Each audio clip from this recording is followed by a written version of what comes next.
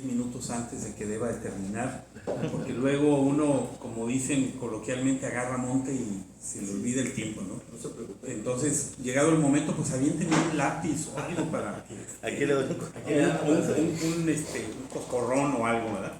Pues bueno, la idea el día de hoy es platicar un poco sobre el proceso electoral y lo que viene en el camino.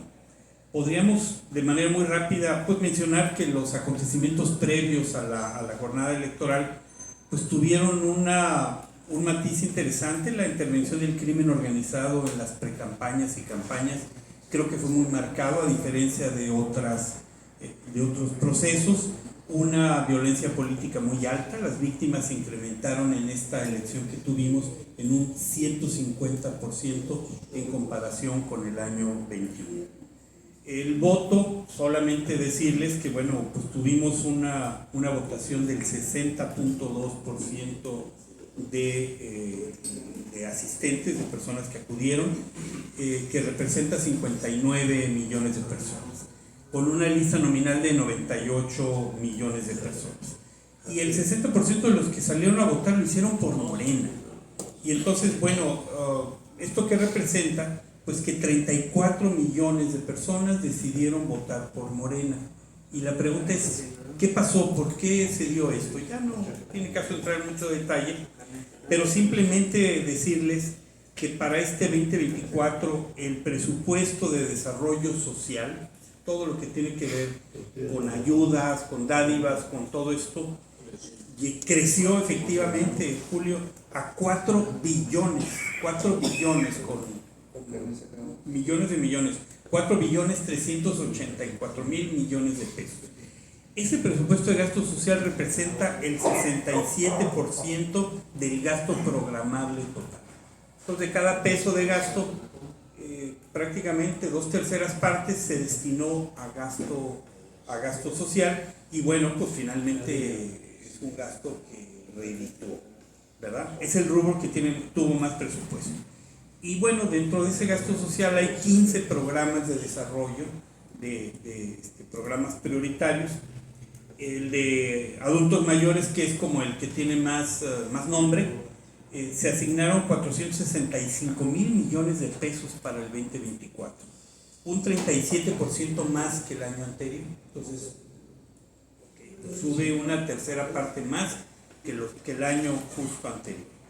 El monto a entregar subió a 6,000 pesos y todos los programas en sí subieron su monto, pero me llama la atención el programa de los ninis, que son el que ni trabajan ni estudian, ¿no?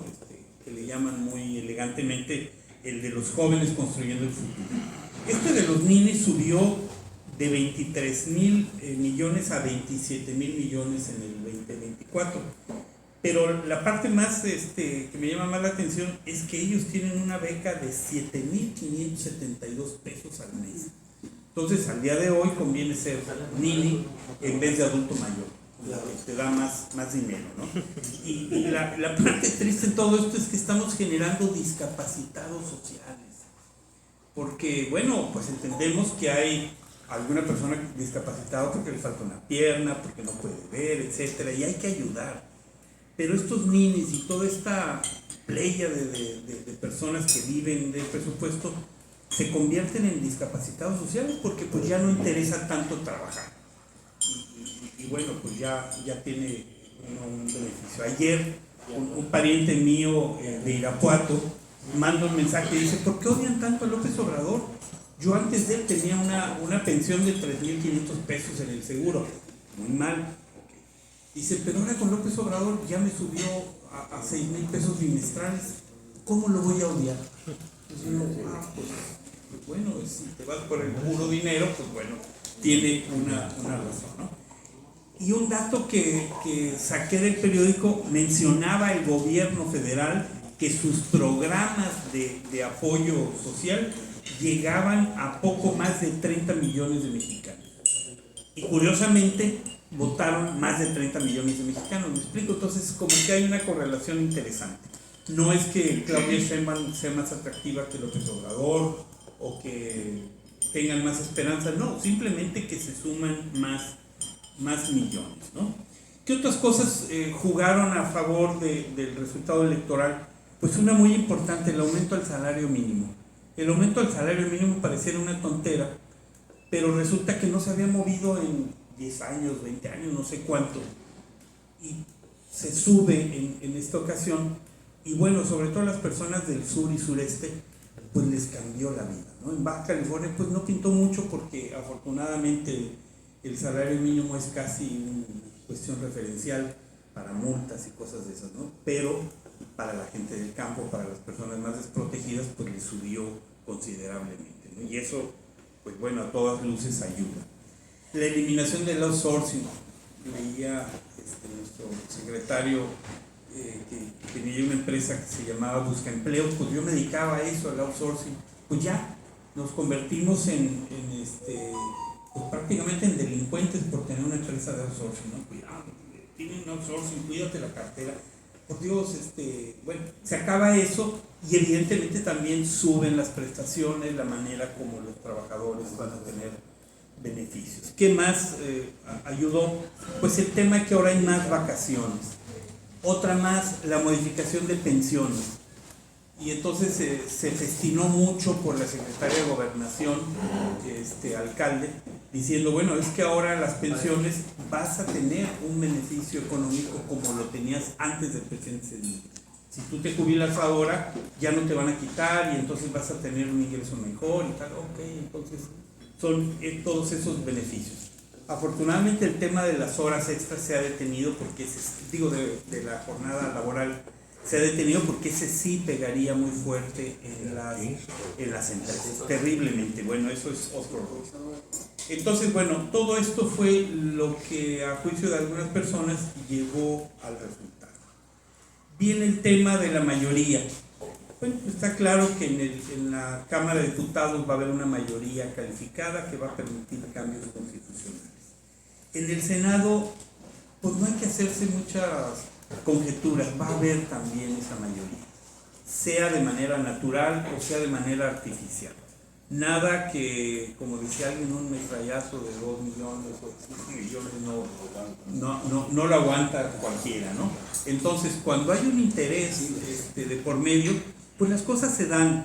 Y si antes eras del partido del Movimiento Ciudadano o eras del bloque del PAN y tal, pues ahora ya eres un hombre rico y entonces votas por Morena.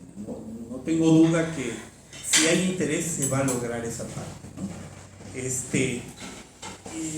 Faltará, después de que lo aprueben las cámaras, pues el voto de dos terceras partes de los congresos exactamente. ¿Qué es lo que viene? A mí la parte que me preocupa es ese periodo del 1 de septiembre al 30 de septiembre. Ese mes es el mes donde vamos a ver todas las diabluras habidas y por haber del presidente que sale. Son los estertores de un gobierno que termina y que no ha nacido todavía el nuevo. Esto que se conocía antiguamente como el interregno, y el interregno es ese periodo en el cual el que se va ya no tiene tanto poder y el que llega todavía no puede sentarse en la silla y entonces se usa pues para todo.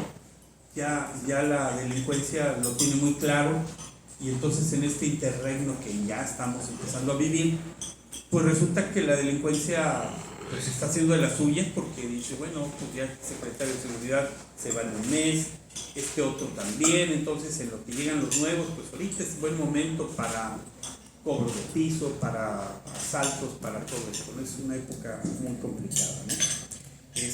También, evidentemente que, bueno, es que este mes al que me hago referencia es el último mes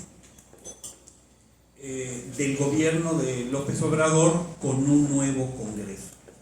Entonces, con esa nueva mayoría, pues tiene ese mes ahí importante.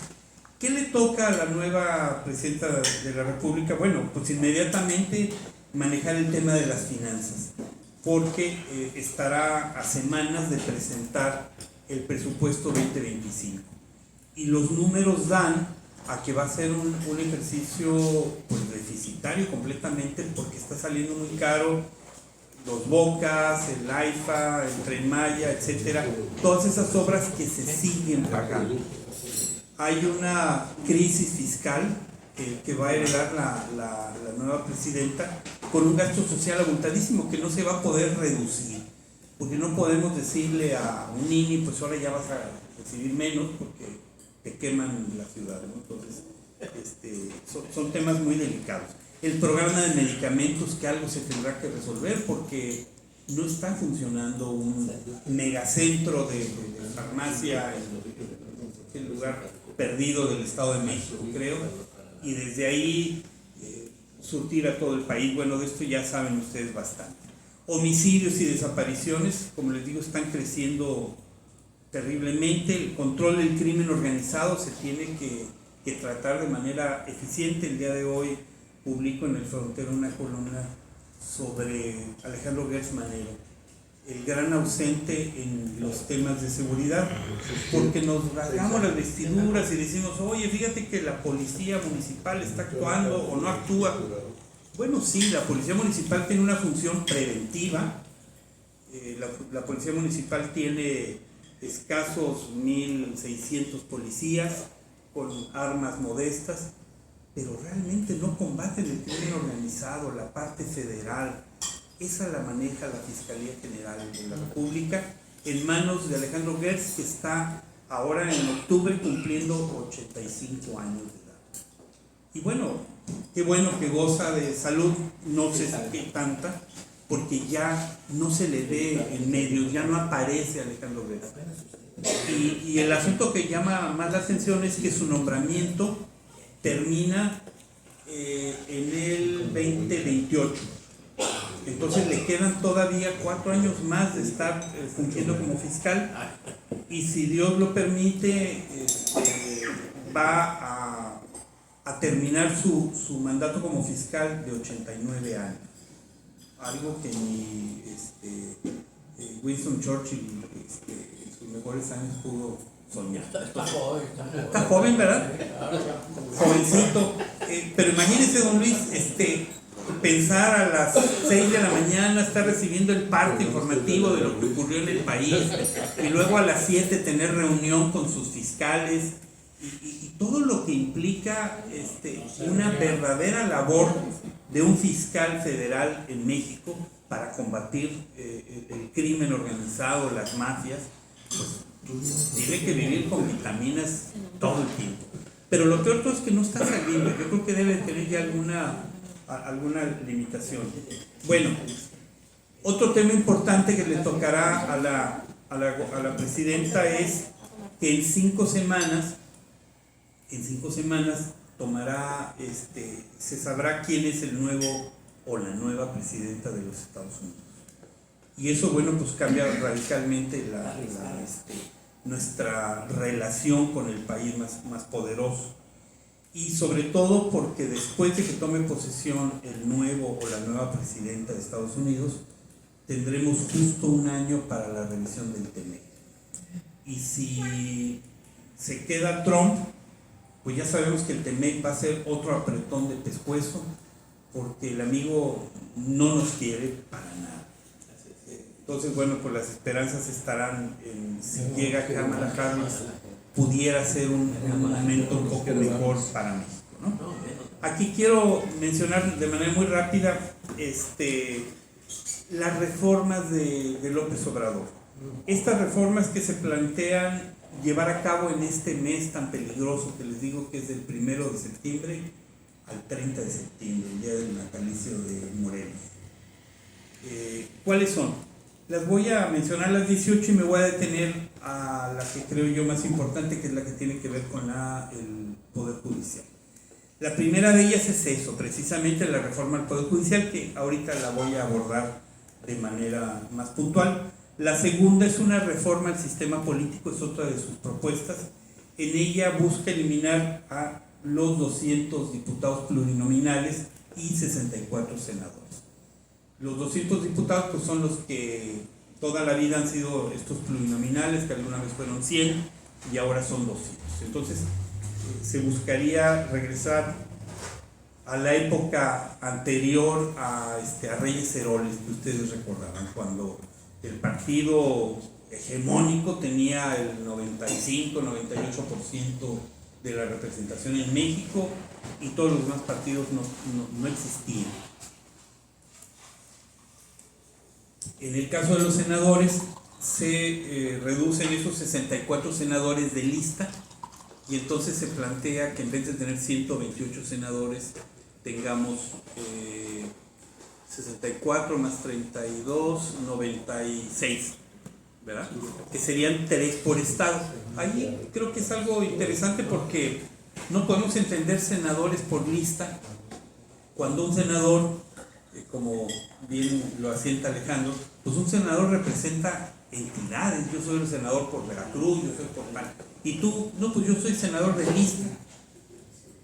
Y esa lista que, bueno, entonces esa es la segunda propuesta de reducir, pero también reducir a la mitad el financiamiento ordinario de los partidos políticos.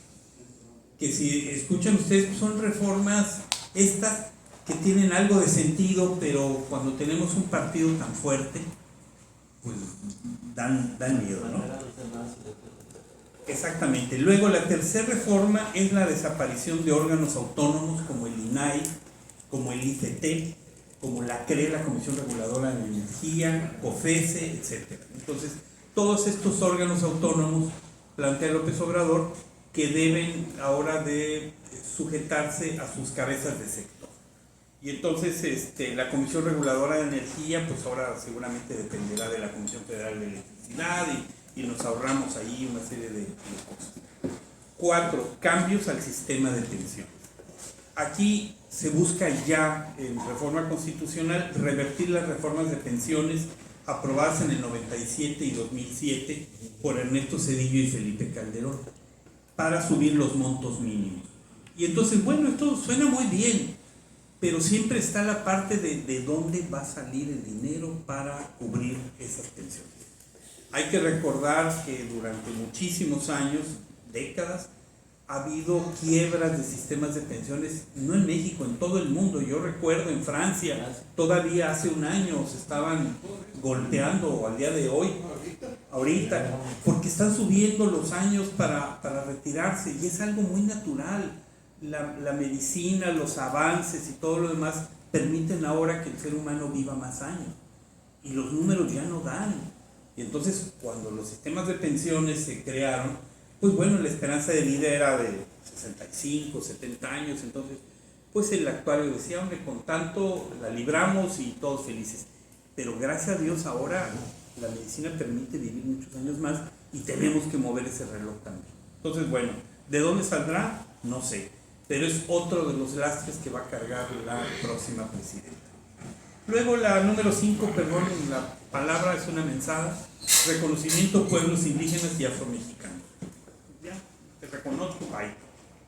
Pero todo eso lo quieren meter en la Constitución. Número 6, gracias, electricidad como sector estratégico. La CFE mayoritaria. Bueno, es poner en blanco y negro lo que el presidente siempre ha querido. La Comisión Federal ser la monopólica en materia de generación de energía y probablemente irnos a 10 o 20 años atrás, donde cuidado, no puedes generar energía si yo no lo permito y yo debo de ser el único, el monopólico, etc. Número 7.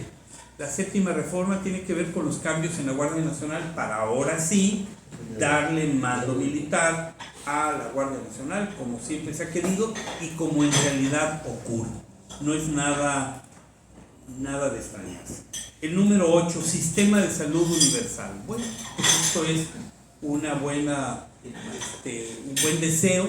No sé cómo lo lograrán porque pues han torpedeado todo lo que funcionaba. Este último sistema de salud que había, ¿cómo se llamaba? El Seguro Popular. El Seguro Popular. A mí me parece que tenía un buen funcionamiento, pero se trató de dinamitar todo esto que venía de administraciones anteriores.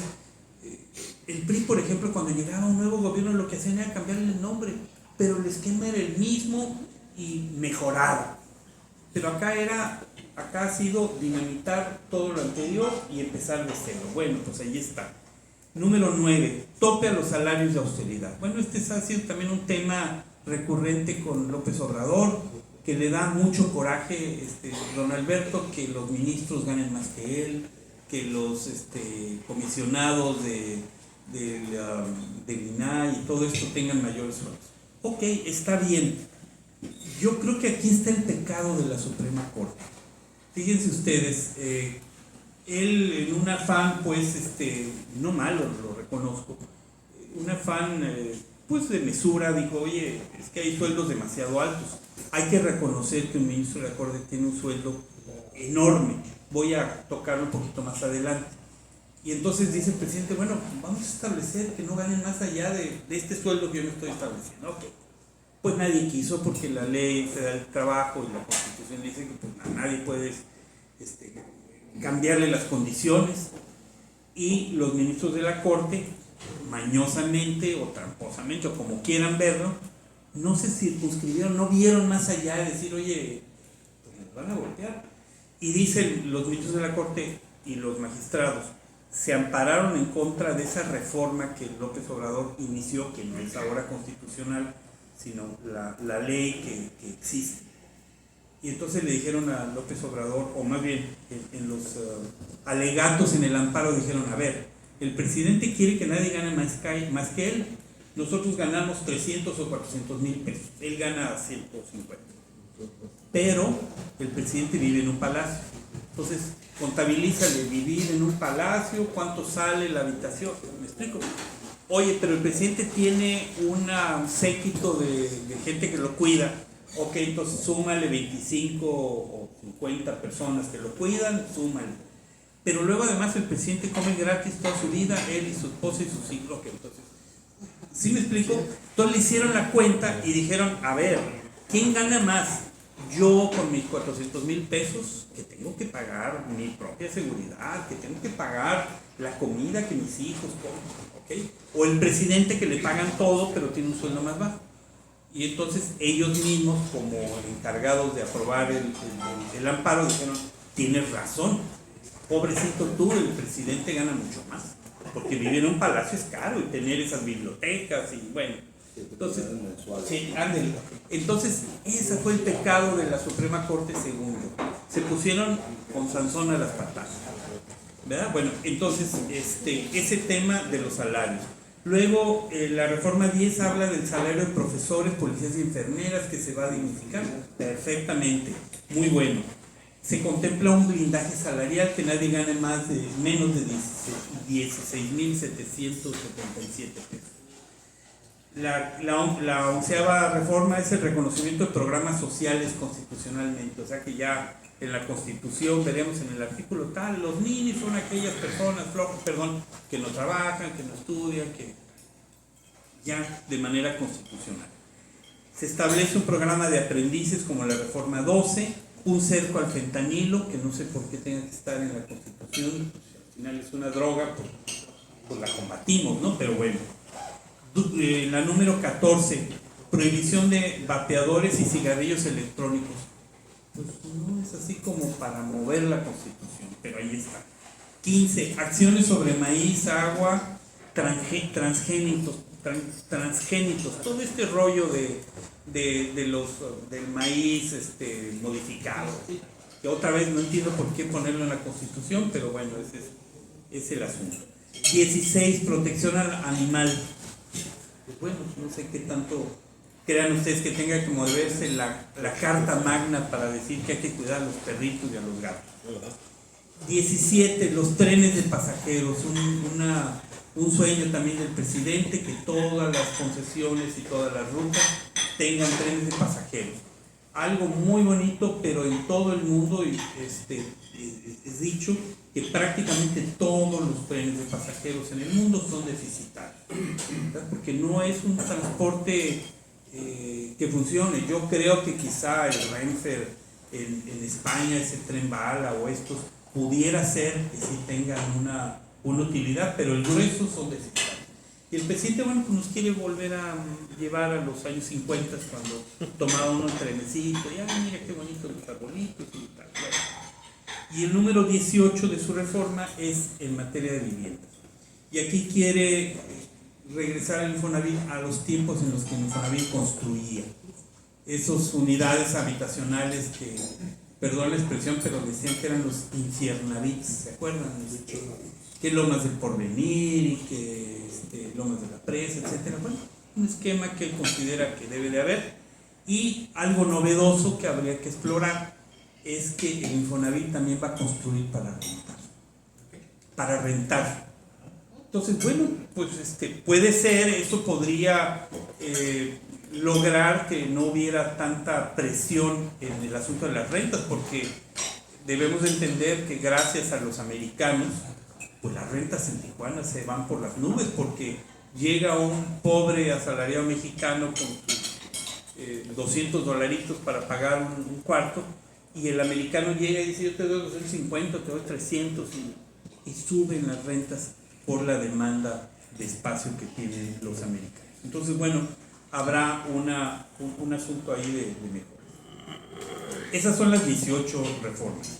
Voy a tocar la judicial porque me parece que es la más importante y también la más peligrosa. La reforma judicial, nos han dicho mucho que el presidente, pues ya sabemos que odia a la Suprema Corte especialmente, y que dice que hay una corrupción terrible y entonces por eso vamos a matar todo. Así como fue el aeropuerto aquel de Texcoco, porque había corrupción, vamos a dinamitar todo, pues también aquí en el Poder Judicial vamos a dinamitar.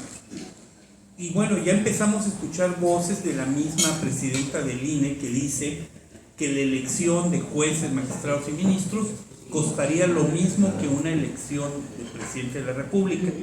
Entonces, de entrada, es un dineral.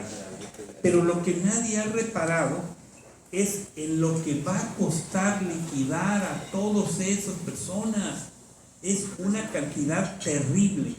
Estamos hablando, yo no sepan el número, pero estamos hablando de 1,635 ministros, magistrados y jueces. 1,635 personas que se irían a la calle, o se despedirían, o se liquidarían, o como ustedes quieran. Entonces, es una cantidad terrible de personas que estaríamos liquidando. Y luego, además, como que tendríamos que liquidarlos al 100%, porque son ellos los que al día de hoy ponen las reglas. Entonces, aquí no es de negociar. Pues ya negocié con el ministro que se va a ir con un mes de salario, le vamos a dar el carro y eso. No, el ministro va a decir: yo quiero mis 3 meses, quiero 20 días, quiero... Me explico, quiero todo, porque yo conozco las leyes, yo las interpreto todos los días. Entonces imagínense, 1,635 ministros. Para darles una idea, estuve viendo un poco los números en